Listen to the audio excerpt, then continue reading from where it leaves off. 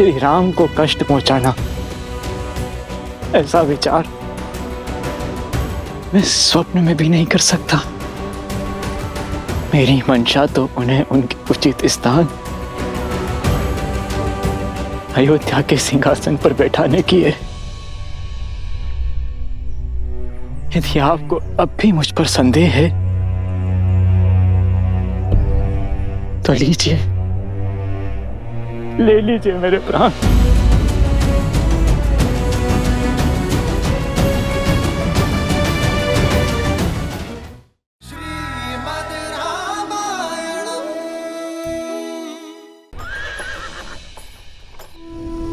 हो चलत प्रात लखी निर्णयुनी के, भरतु प्राण प्रिय भेष बही के।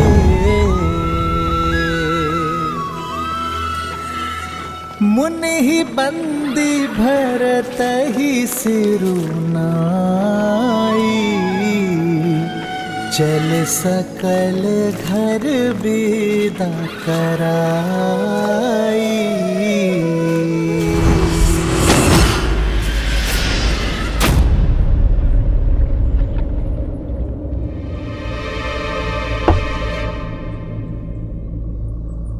ये चेतावनी कैसी?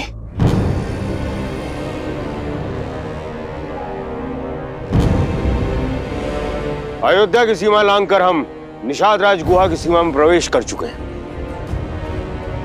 अपने राम भैया को लाने के लिए हमें जो सीमा तोड़नी पड़े हम तोड़ेंगे।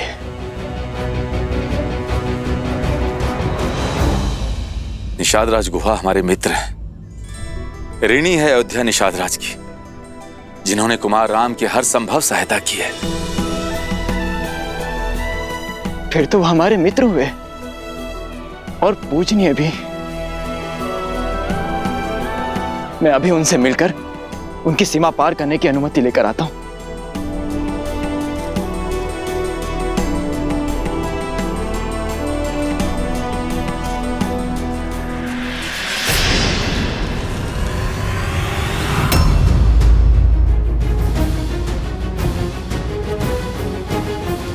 सावधान,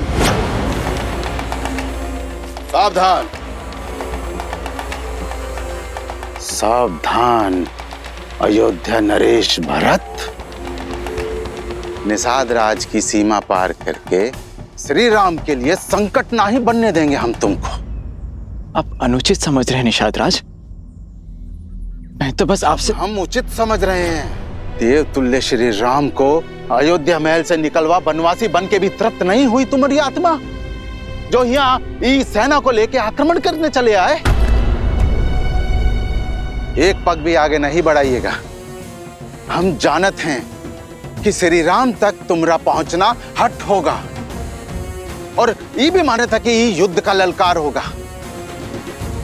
हम संख्या में कम हैं, परंतु ये युद्ध के बाद अयोध्या बरसों तक पछताएगी।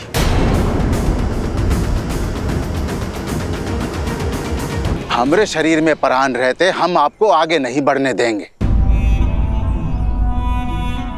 आपका लगाया हुआ हर लांछन, हर अपराध उचित है।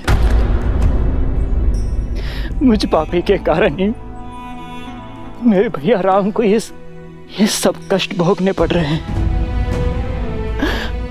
मेरे प्राण ले लीजिए, किंतु मुझे अयोध्या नरेश मत कहिए। इससे मेरे श्री राम का अपमान होगा, क्योंकि वो सिंहासन केवल उनका है। ये भरत अपने भैया का केवल दास है। आपको मेरे प्राण लेना है तो मेरे भैया से भेंट करने के बाद ले लेना, क्योंकि ये जो भरत आपके सामने खड़ा है ये केवल देह मात्र है। आत्मा तो वनवास जा चुकी है। कृपया मुझे उनसे मिल लेने दीजिए। उनसे मिलना मेरे लिए अत्यंत आवश्यक है। मुझे आगे जाने दीजिए। उनसे मिलने दीजिए।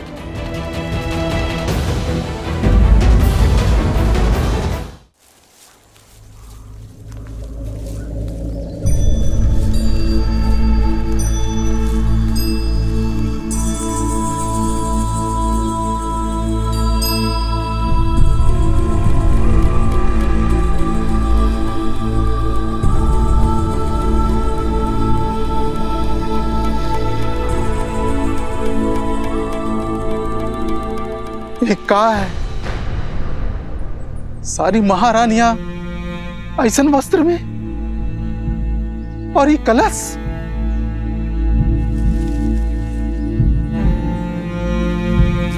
अपने धर्मात्मा पिता महाराज दशरथ की चिता को अग्नि देकर आ रहा हूं। उनकी पावन अस्थियां अपने साथ लेकर जा रहा हूं, ताकि उनके ज्येष्ठ पुत्र मेरे राम भैया उनकी अस्थियों का विसर्जन कर सके। श्री राम को कष्ट पहुंचाना, ऐसा विचार मैं स्वप्न में भी नहीं कर सकता। मेरी मंशा तो उन्हें उनके उचित स्थान अयोध्या के सिंहासन पर बैठाने की है। यदि आपको अब भी मुझ पर संदेह है तो लीजिए, ले लीजिए मेरे प्राण।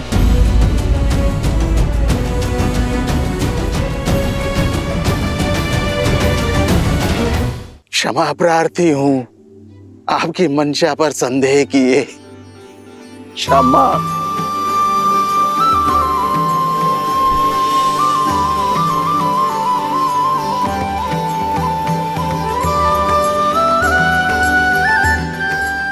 वही प्रेम, वही भावना, वही ऊर्जा जो श्री राम से गले मिलते हुए हमको अनुभव हुई थी। सत्य कहा आपने निषाद राज जी, सत्य का। मुझे भी ऐसा ही आभास हुआ जैसे मानो मेरे राम भैया ने मुझे अपने हृदय से लगा दिया। बताइए ना, किस और गए हैं वो? मैं वहां की पावन धरती को नमन करना चाहता हूं,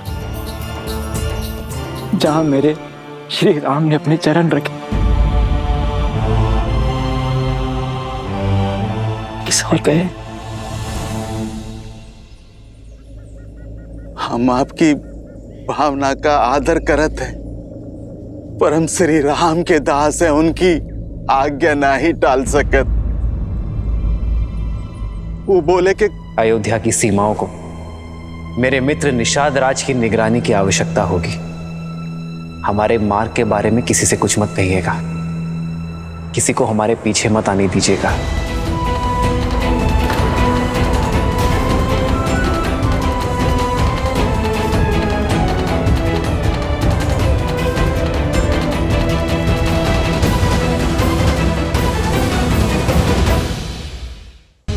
बताइए ना, किस और गए हैं वो? मैं वहां की पावन धरती को नमन करना चाहता हूं, जहां मेरे श्री राम ने अपने चरण रखे। हम आपकी भावना का आदर करत हैं, पर हम श्री राम के दास हैं, उनकी आज्ञा ना ही टाल सकत। उनका स्पष्ट निर्देश है कि उनके पीछे किसी को ना आने दो। क्षमा, क्षमा। श्री राम के साथ यहाँ रहने नहीं, अपितु उन्हें अपने साथ अयोध्या ले जाने आया हूं। और क्या इसमें भी उनकी आज्ञा का उल्लंघन होगा? पर क्या आप नहीं चाहते कि मेरे भैया राम अयोध्या के सिंहासन पर बैठे? ना ही मेरे मन में कोई खोट है, और ना ही मेरे वहां जाने से उनकी आज्ञा भंग होगी। आगे का मार्ग बता दीजिए मुझे, अन्यथा मैं अपनी देह यहीं त्याग दूंगा।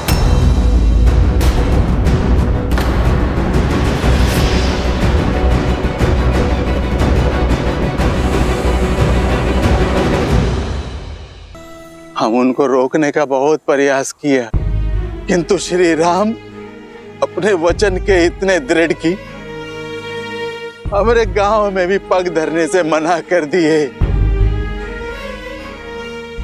यहाँ वृक्ष के नीचे विश्राम किए सीता मैया के संग, और वहां लक्ष्मण भैया बिना पल के जब कहे रात्रि भर पहरा देते रहे। अयोध्या के गौरव मेरे राम भैया, सीता भाभी मां को इतने कष्ट भोगने पड़े। बेकार है ऐसे दास पर।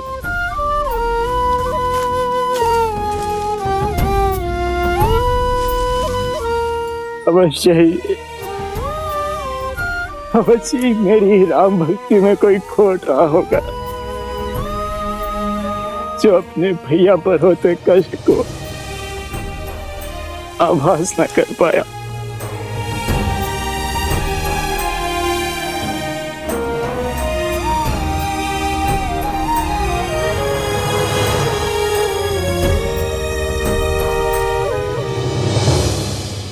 भोर होते ही सन्यासी का वेश धारण कर अपने केसों की जटा बांध वो वन की तरफ चल पड़े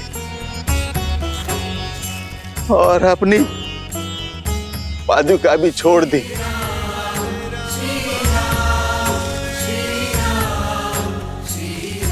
कहा कि एक वनवासी के लिए अब इस पादुका की आवश्यकता नहीं।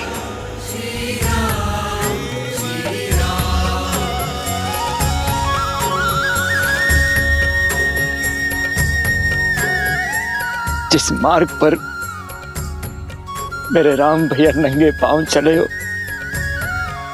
तो उनका ये दास वो भी पादुकाएं नहीं पहनेगा, वो भी नंगे पांव चलेगा। निषाद राज, मुझे शीघ्र अपने भैया के पास ले चलिए। आप सब बहुत दूर से आए हैं, बहुत थक गए हैं, तनिक विश्राम कर लीजिए। जब तक अपने राम भैया के चरणों में अपने किए हुए अपराध की क्षमा ना मांग लूं, राहत की सांस नहीं लूंगा मैं।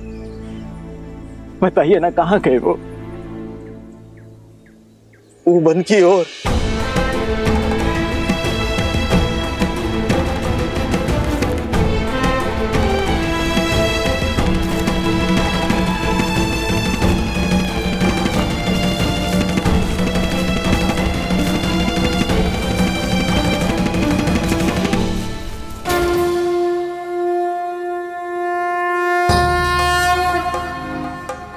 मार्ग दिखाइए ऋषिवर।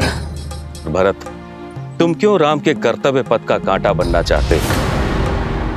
राम तो संसार के हैं, उन्हें क्यों अयोध्या तक सीमित करना चाहते हो? ये आप क्या कह रहे हैं ऋषिवर? भैया के लिए कांटा तो मैं बन गया उनके आनंदमय जीवन का। यदि मेरा प्रेम निश्चल है, यदि मेरे भीतर आप सत्य देख रहे हैं,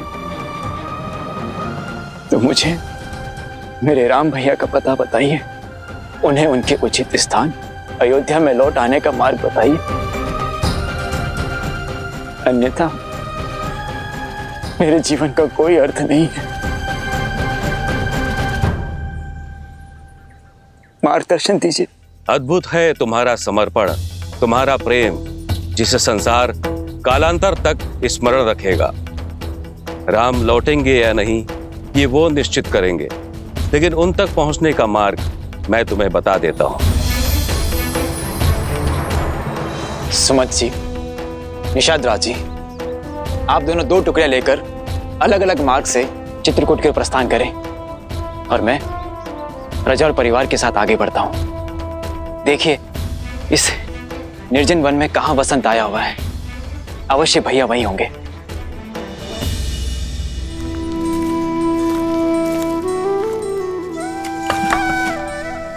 ईंधन के लिए लकड़ियां ले आया हूं माता। अब मेरा विचार है कि इन लकड़ियों को हम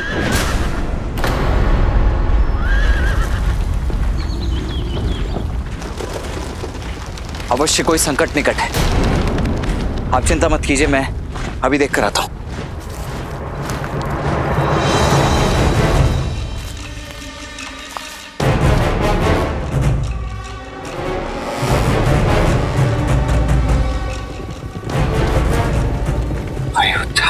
सैन्य दल। भैया सावधान। शस्त्र उठाइए भैया, इस समय ध्यान करने का नहीं, बाण संधान करने का है। क्या हुआ लक्ष्मण, इतने विचलित क्यों हो तुम?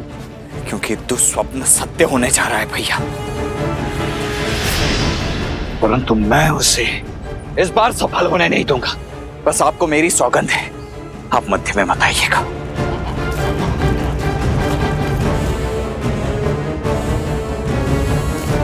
क्या हुआ लक्ष्मण,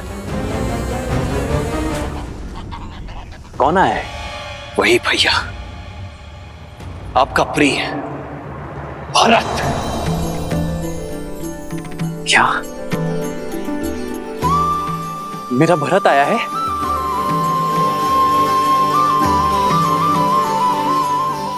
भरत? अवश्य गुहा का हृदय जीत लिया होगा मेरे भरत ने।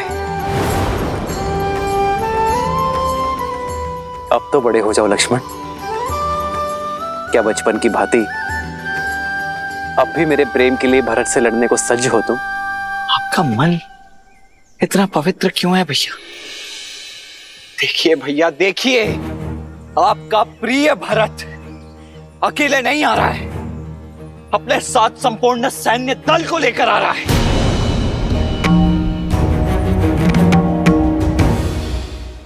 देखिए भैया, देखिए, आपका प्रिय भरत अकेले नहीं आ रहा है, अपने साथ संपूर्ण सैन्य दल को लेकर आ रहा है।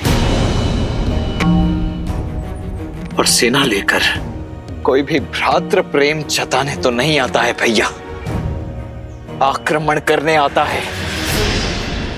आपको निष्कासित करके उसका मन नहीं भरा है भैया, और फिर अयोध्या के मन में अब भी बसे तो आप ही है ना भैया।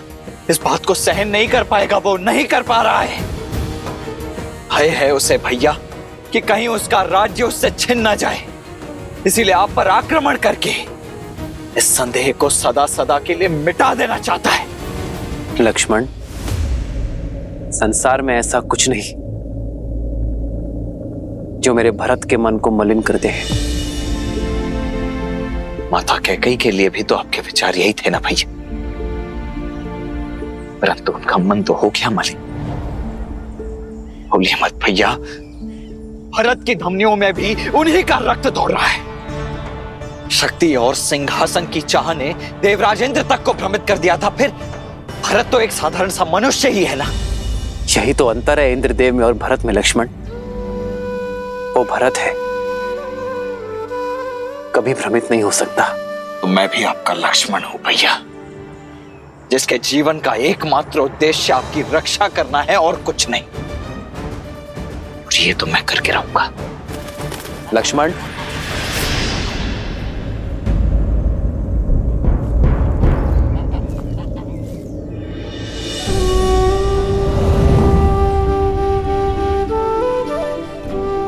तुम्हारे सामर्थ्य पर तनिक भी संदेह नहीं है मुझे लक्ष्मण, किंतु आवेश में आकर बिना उचित अनुचित का भेद जाने यदि तुमने भरत के प्राण ले लिए तो क्या उसे पुनः जीवित कर पाओगे तुम? आंखों देखी स्थिति झूठ नहीं होती है भैया। सत्य दृष्टि और श्रवण से परे होता है लक्ष्मण।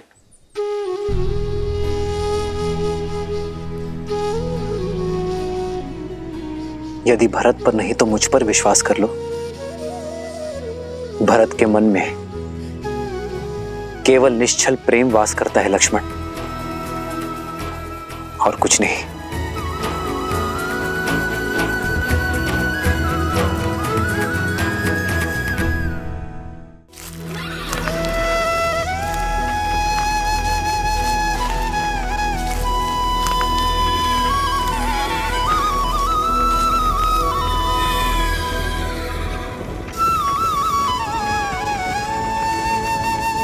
भरत भैया, भरत भैया, वो कुटिया मिल गई जिसमें श्री राम, सीता मैया और लक्ष्मण भैया रहते रहे। अब एक क्षण भी उनका वियोग नहीं सह सकता मैं। वो कुटिया कहाँ है? हुआ है भरत भैया। निषाद राज जी, आप शेष सभी को लेकर के आइए। अब और प्रतीक्षा नहीं कर सकता मैं। हुआ चलो चलो चलो, सब पीछे पीछे आओ, हमरे आओ, चलो।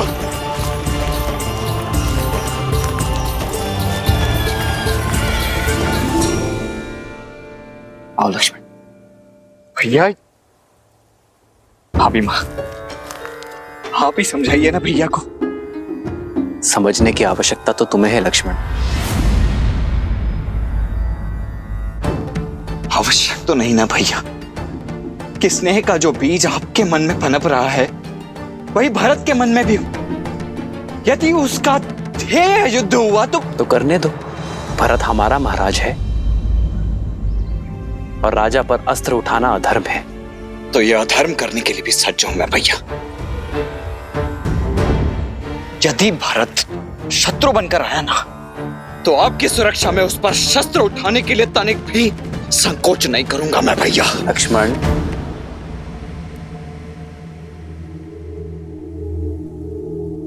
राम भैया,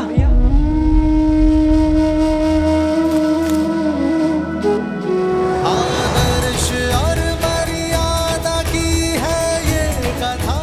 भरत, राम भैया, मद श्री से मिला दे श्रीमद् रामायणम, श्रीमद् रामायण, मेरा भरत। श्रीमद् रामायणम।